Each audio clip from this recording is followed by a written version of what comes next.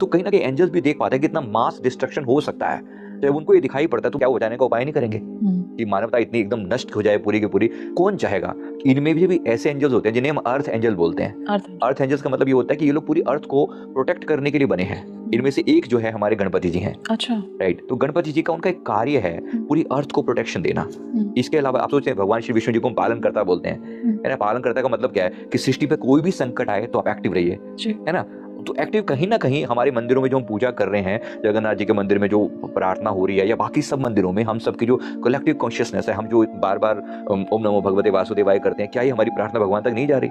और क्या डिस्ट्रक्शन होने के बाद भगवान जागेंगे? नहीं, ऐसा नहीं है। वो जाग चुके हैं, वो सदा ही जागृत हैं, है ना? वो एक्टिव हैं। और हम सबकी कलेक्टिव कॉन्शियसनेस को कौन गाइड कर रहा है? क्या सच में कॉन्शियसनेस का स्तर ऊंचा नहीं उठा है? मुझे लगता है कि बहुत उठा है। कम से कम कोरोना टाइम के बाद 2020-21 के बाद एक मैसिव चेंज दिखाई पड़ा है।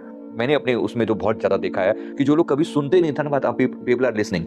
लोग जो कभी मेडिटेशन नहीं करते थे वो कर रहे हैं। जो कभी भी जो एकदम संसार में खोए रहते थे, धीरे धीरे लोग सोच रहे हैं कि भाई मेरा क्या, मेरा अपना भी कुछ, अपनी मुझे मृत्यु के बाद मेरा क्या। मतलब ओवरऑल जब आप कॉन्शियस हो जाते हो अपनी ग्रोथ के बारे में, अपनी सेल्फ, अपनी केवल आप ईगो के बारे में ही नहीं सोच रहे हो, अपनी केवल आप बाहरी चीजों के बारे में नहीं सोच रहे हो, आप अपनी पर्सनल और स्पिरिचुअल ग्रोथ के बारे में जब एक्टिव हो जाते हो, तब डेफिनेटली ये मानना चाहिए कि हमारे पास डिवाइन गाइडेंस मौजूद है और हमें इंडिविजुअल भी गाइडेंस मिल रही है और कलेक्टिवली भी एक गाइडेंस आ रही है और हमारी लीडरशिप को भी गाइडेंस प्राप्त हो रही है।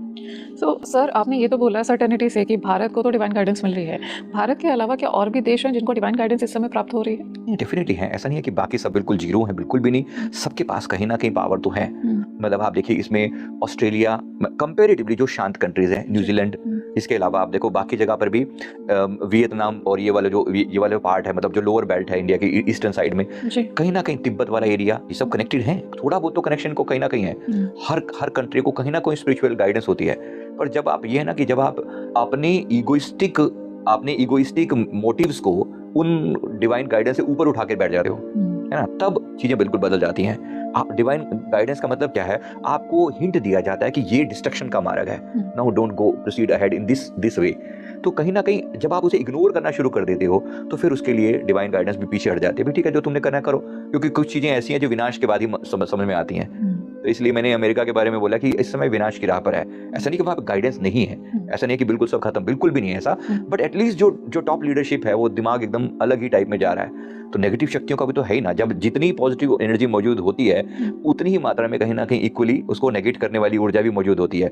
बस आप देखिए, आप झुकना जानते हैं, आप सपोर्ट किसको करते हैं, आपका मन किसको सपोर्ट करता है, आप उस डिवाइन गाइडेंस को कहीं भी एक्सेप्ट कर रहे हैं या फिर अपने ईगो में ही बैठे जाए हैं।